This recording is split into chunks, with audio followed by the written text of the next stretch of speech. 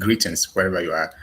You're welcome to today's session. I promised I was going to do a second video to show you how to be able to reference your document in such a way that when you change one part of the document, the other part will be updated automatically. So, straightforward. If you have not watched the previous video on how to set up your styles before writing your thesis, your professional document, proposal, grant, whatsoever, please go and check that particular video before you watch this one. So let's go. So I'm assuming that you've already watched that video, you've understood it. So what I'm going to do here is proceeding from that particular video. All right. So let's go. Already sharing my screen, and let's see if I can have a proper layout. Think this is always better. Okay. So let me pull up my document here. So I have documents here that I've already shown you how to insert these chapters and all of that. But this is the part I am talking about. When it comes to referencing, we have about three types of referencing: external referencing and internal referencing. The internal referencing, you can actually reference any part of the document, like a subsection, like this particular section I'm going to highlight here. You can actually reference it somewhere in the document. You can also reference your table. You can reference your figure. You can reference an image. You can reference maybe a template or within your document. They are all part of internal referencing. So, but what happened is, let's assume that, so let's come here. This is figure 4.1. That's the first figure in chapter 4. So this particular figure, what all of us are used to is that at the end of the day, we simply just write figure, like I will just put over there figure 4.1. Now, when we do that, and we later on change this particular, or we insert a new figure, and then the figure numbers change, this particular internal referencing that we reference this particular chart, it will not change. So I'm going to leave this to for you to see something here. Okay, so this one, I didn't reference it. I just simply typed it like we do every day. All of us do every day. So I'm going to put that one a color. I'm going to give it a color, okay, a color red. And then for you to monitor it. Now, this is figure 4.1. So as this one here has been referenced. So that's why when I put my cursor, you can see that Microsoft is saying that it's a reference. So if I press Control and I click, then it will take me to where that particular figure is. That is one beautiful thing about internal referencing. So how do we do this? If we have a large document, we have, let's say, up to 50 figures, and we are referencing the figures across the text, wherever. So like you write, what are the summary statistics of the average weight is seen in figure, or is seen in table 4.5. We don't have to type the table 4.5. You have to reference it so that if in a case you change table 4.5, the reference will also change automatically. That's all that I'm trying to put across. All right. So now let's go. I'm going to insert a figure on top here and label that particular figure. And then you will see that this particular label, the one that I referenced properly, will change. The one that I just typed will not change. Now let's go. So let's insert a figure on top. So first of all, I'll just come to Smart Charts and then just pick any figure that I feel like is fine. So let me pick this figure. And then, yeah, the figure has been inserted. I'm going to close this up and then I have to label the figure. So I've already shown you how to be able to label figures. I've already set up my styles. So I'm going to come here. What is it? So I'm going to insert. So that will be, you see that it notices that figure 4.1. So I'm just going to say trends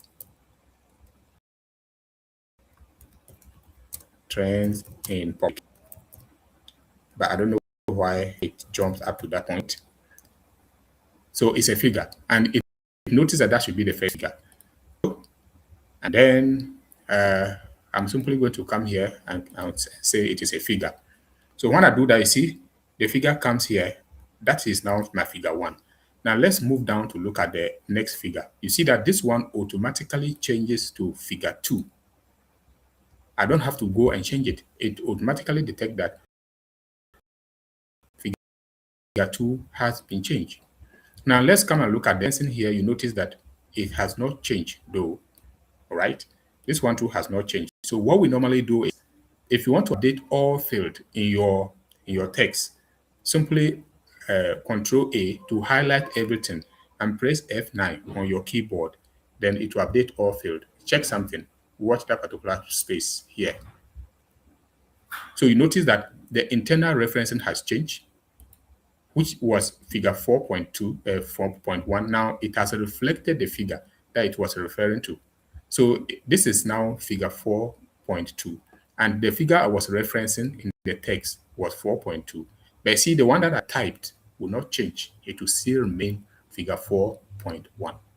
This is the reason why it is important to know how to reference your text properly. So now, let me show you how we do this kind of referencing. So I have my table.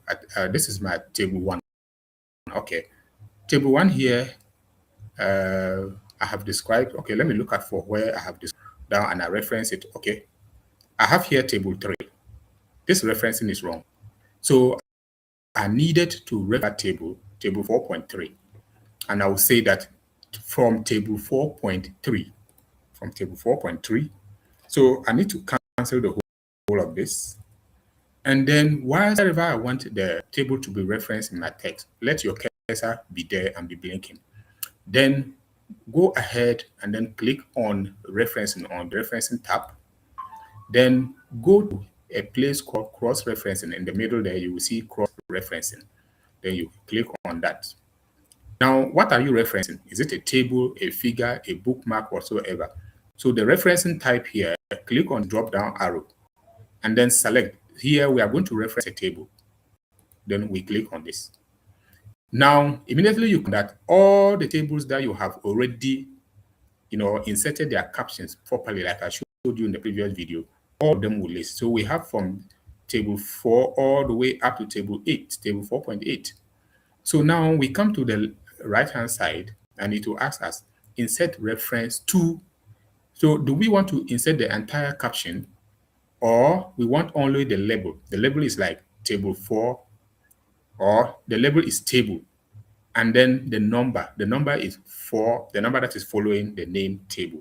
So we can choose this one. We don't want to label the entire caption. We just want only the label and then the number. When we are done, then that is it. We now come to this particular portion and select which table we are referencing. In this case, we are referencing table 4.3. So we'll come and click on table 4.3 and click insert. And then we close it. Let's see. Okay, so I mistakenly clicked twice. So you see that table 4.3 has been inserted, which is here. You can see table 4.3, which is now here. It has been inserted. Okay, so now in a case I insert a new table and then this particular table number changes, let's say table 4.4. I don't have to go through my entire text and also come here and change from 4.4 because the table number changed, but the information inside the table has not changed. You just need to change the table label, or sorry, the table reference. And so you can't go through you have like 40 tables, 60 tables, and start changing them one after the other inside the text. In fact, you're going to miss some of them.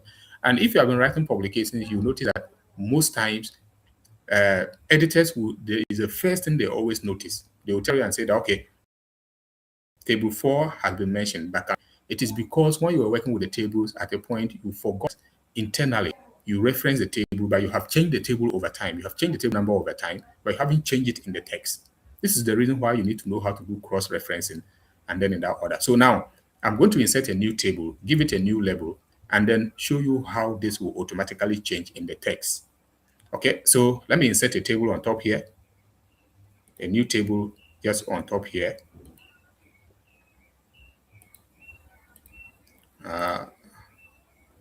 Okay, so that will change, that will automatically change this table to table 4.4. Okay, and let's see how the text too will also change. So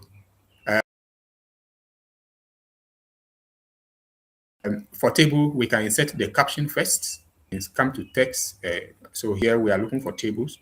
So I will select a table, and then let's say, what is it? I'm just going to say journals you used. That's the caption of the table. But you see that automatically. So where we are inserting the table, the top table is 4.2. So Microsoft has already detected that it's supposed to be table 4.3. Now, just come to your home tab and click on table so that it will be properly aligned. It's supposed to be aligned to, I'm sure, let me modify this portion. It's supposed to be aligned to the left side. Yeah, that is it. So we come down here and now insert the table. It's just an imaginary table. So because we have now inserted a new table, this is now our table 4.3. Let's look at the table down there. You see, this one automatically changes to table 4.4. It was initially 4.3. So now let's come and look at the internal, what the in-text reference. And you see that table 4.3 has not changed. The in-text doesn't always change easily. So what you normally do is just click Control A to highlight the whole text and press F9. So it will update all field. You see that automatically it has updated your table 4.3, which was the internal reference, into table 4.4. And so this time around, you don't have to go around and be changing the table, the in-text, what is it, references across 300-page document, 400-page document. When are you going to finish it? You see, you will definitely get confused somewhere. But when you do this, when you change one particular place, all you just need is Control A, highlight the whole thing, press F9 to update all field. It will automatically adjust all the numbers and you don't have any problem. Ladies and gentlemen, this is how we do internal referencing, and then we update it automatically. I hope this has been simple and explanatory.